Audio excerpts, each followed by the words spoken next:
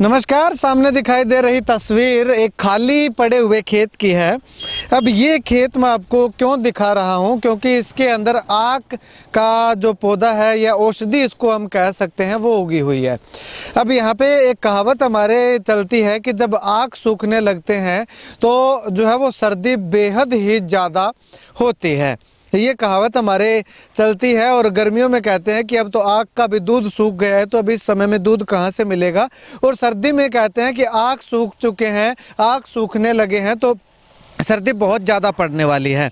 तो ये कहावत जो चल रही थी, तो यहाँ से निकल रहा था तो यहाँ पे देखा, लगातार ये 2-3 दिन से देखता आ रहा था, तो सोचा कि क्यों ना एक वीडियो बना करके आपको इन आग की आपको दिखाई जाए कि पिछले 2 दिनों से जो सर्दी जिस प्रकार से अपना रंग दिखा रही थी, पाला जो है वो पौधों के ऊपर जम रहा था, तो उसका आग पे आप देखिएगा किस प्रकार का असर जो है वो हमें दिखाई दे रहा है। बिल्कुल पत्ते जो है वो आग के वो सूखे हुए दिखाई दे रहे हैं और हल्का पीला रंग जो है वो आग का हमें यहाँ पे दिखाई दे रहा है। और अगर मैं कुछ एक पौधे आपको थोड़ा और उस तरफ दिखाना चाहूँ तो बिल्कुल कैमरा सहयोगी से गुजारिश करूँगा कि जो काले रंग के पौधे हमें यहाँ पे प्रतीत हो रहे हैं उनको दिखाए कि आप ऊपर से जो है वो पौधे हल्के काले रंग के जो है वो होने शुरू हो चुके हैं। तो ऐसे में ये तो भगवान का शुक्र है कि हल्की सी बरसात हो गई है, जिससे कि जो पाला जो जम रहा था फसलों पे उससे जो है वो कुछ न कुछ राहत मिलेगी।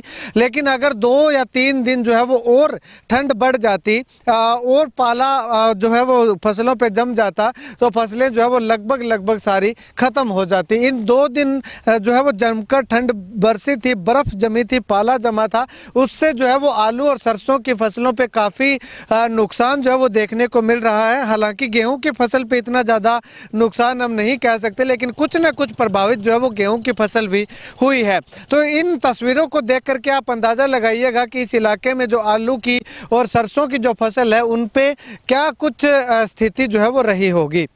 यहाँ पे ये पूरा आक उगा हुआ है। यहाँ पे 2-3 से 4 एकड़ 5 एकड़ ज़मीन है, ये जगह खाली पड़ी हुई है।